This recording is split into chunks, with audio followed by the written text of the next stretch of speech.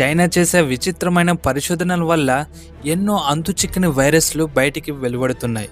దీంతో వారొక్కరే చచ్చారా అంటే లేదు, ప్రపంచమంతా చంపుతున్నారు. ఇటీవల కొత్త వైరస్ వెలువడింది. దాని పేరే హెచ్ఎంపీవి. కోవిడ్-19కి ఏమాత్రం తీసిపోదు.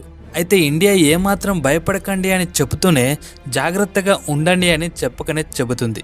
చైనాలో విజృంభిస్తున్న ఈ వైరస్ తాజాగా ఇండియాలో కూడా 2 కేసులు నమోదయ్యాయి.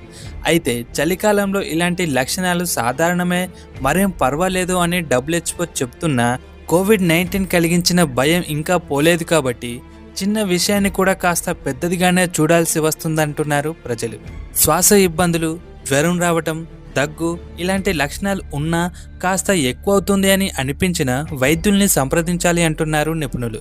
ఎందుకంటే ఏ లక్షణం ఎలాంటిదో, ఏ లక్షణం ఎలాంటి వైరస్లకు దారితీస్తుందో కేవలం వైద్య పరీక్షలకు మాత్రమే నిర్ధారణ జరుగుతుంది.